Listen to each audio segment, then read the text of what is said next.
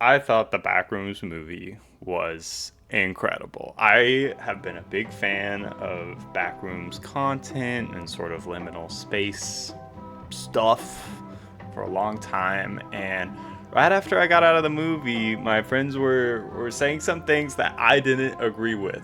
They were talking about like, oh yeah, why's there gotta be a monster in the back rooms? Doesn't make sense. Oh, the liminal space is scary on its own. I don't even think they called it a liminal space, but that's besides the point.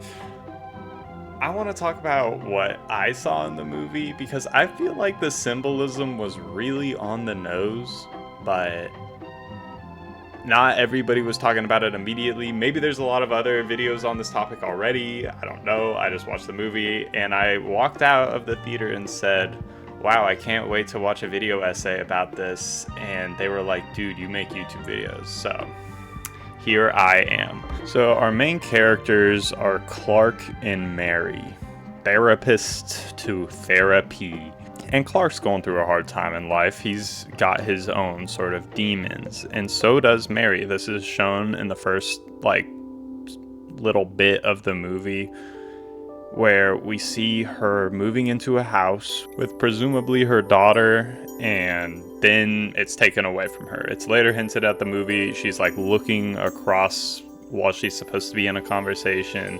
She looks across from the guy and she's like looking at this mother and child situation, so it's obvious she's torn up about it. I really like how in this movie there's a lot of subtle things hinted. Like, they never just say, oh, we're in the 1970s. It's kind of just shown when Clark is wearing a shirt that says some event 1970, and the shirt is super clean and new looking, so you know must be around 1970. It's also kind of hinted at through the names of the characters, Clark and Mary being older names, Nora, Bill. It's made much less subtle that Clark is in a bad situation. He has alcoholism issues, but he runs into this space right around this time. What do you guys think about that transition? Pretty unexpected, right? Because there's an unexpected transition in the movie to the back rooms. You know, it's generally you fall through the floor or walk through a wall or something. It's explained pretty directly in the movie that the back rooms are the memories of places. And it kind of tracks with the sort of content that is backrooms adjacent, whether we're talking about abstract spaces, liminal spaces, or the album Everywhere at the End of Time. This is an album series created by an artist that goes by the alias of The Caretaker. The album is meant to simulate the feeling of getting dementia, and the same music is used when you see Mary's mother in a flashback. Now, there's a good amount of flashbacks that Mary has in the movie where it's kind of showing like her mother acting crazy, and then we later see her in a psychiatric facility being wheeled away, looking all off into the distance, which is a haunting sort of recollection of somebody losing their mind.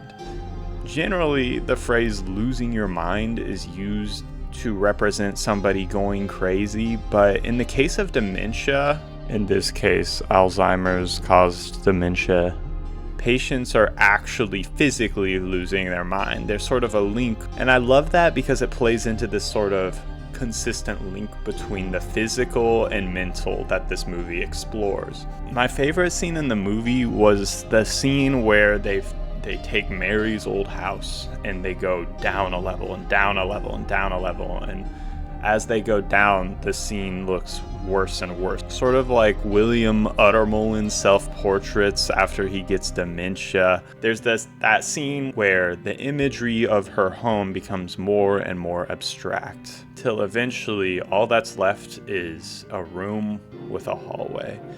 And in some sense, that's the sort of basic components of that scene, especially through the eyes of Mary when she was young.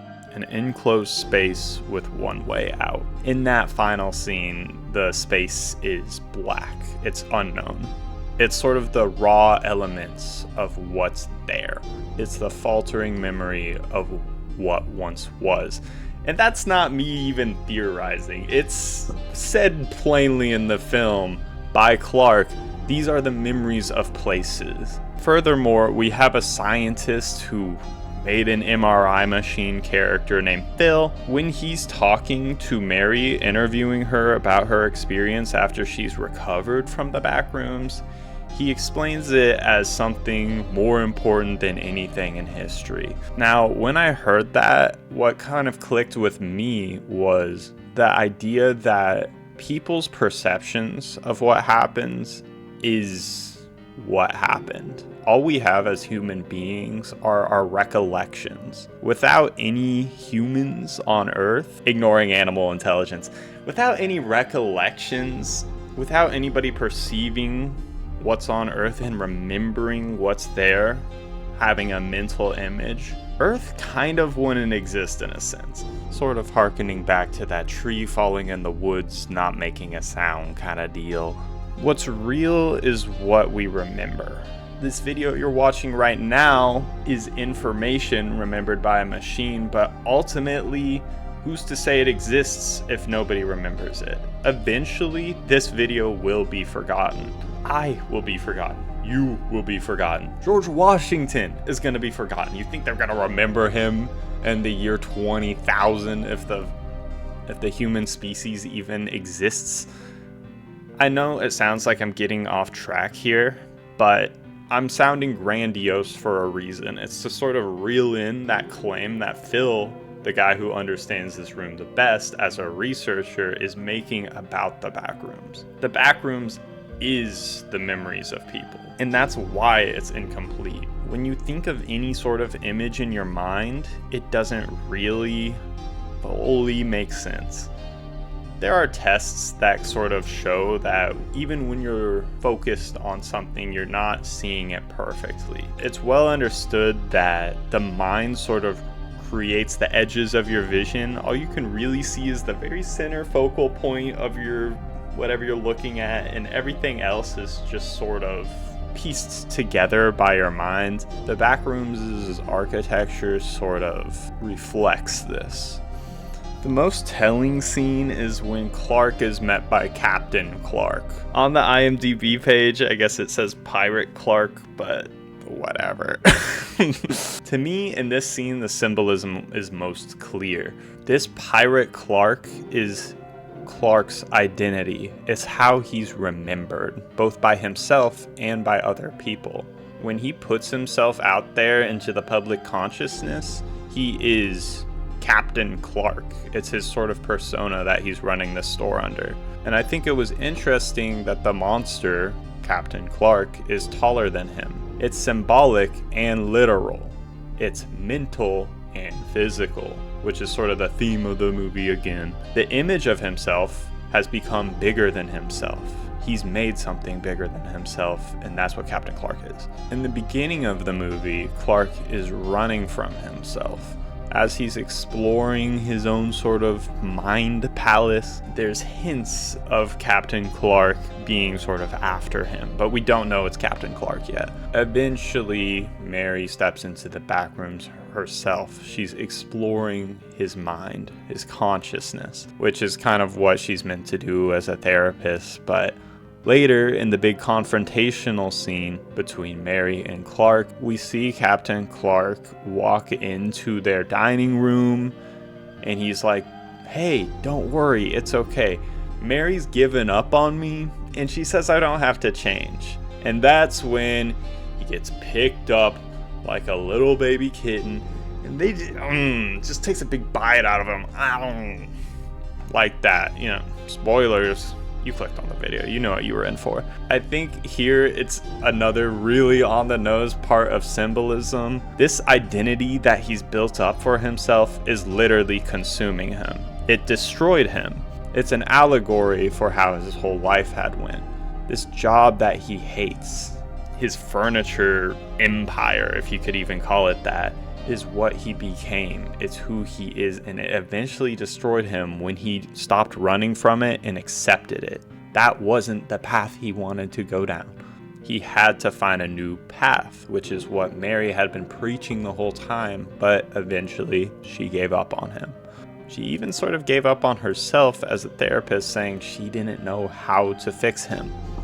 I think the design of Captain Clark really well illustrates this. He does kind of look like the memories of these other people who are more messed up looking, but he looks less wrong and more accurate to sort of how people see him. He's got these big wide eyes and he's like reaching out for help, which is how Mary sees him. She sees him as a scared man who's angry and somehow scared himself. And before he sort of kidnaps Mary, he's got this big portrait of himself as the captain, this big black figure holding up a little guy. And I noticed on the wall he wrote, "The tables are filled with blood," or something like that. And on my drive home, I just thought like, wow, that's so raw. Blood, the symbol of life, put in a fucking furniture. It's kind of a perfect illustration of what he's going through in his own destruction. His whole life has sort of devolved to this kind of furniture. It's such a sad existence for him since he had all these dreams, these large, sweeping, infinite ideas about what he could make. All unrealized, all boiled down to this pathetic furniture store. I thought the music in the movie was really good. The ambient soundtrack sort of blended into the ambiance of the Backrooms to the point where you don't even know if you're listening to the music or something coming up behind the main characters.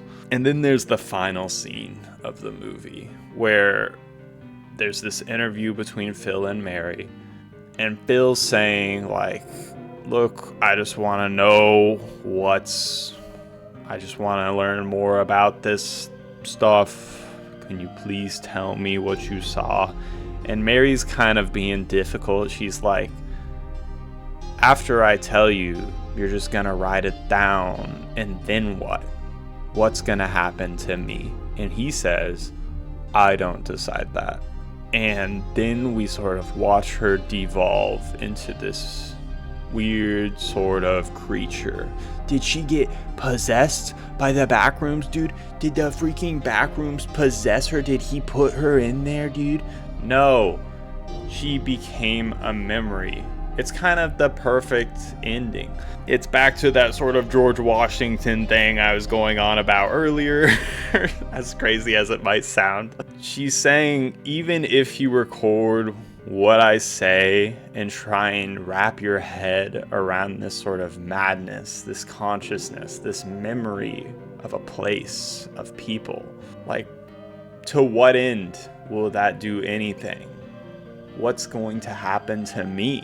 And that's the real horror captured by the movie, that what happens to all of us is we become memories. She's left as this barely remembered husk in this barely remembered room that she was interviewed in by Phil. And that's the ultimate fate that she holds. Not everybody in life gets a happy ending. The characters in the movie certainly don't. And I really like that they're just regular people with regular problems. A therapist with doubts about her practice, a man struggling with the throes of alcoholism, and a collapsing marriage. Whether or not we resolve our issues, we are just going to end up as fading memories.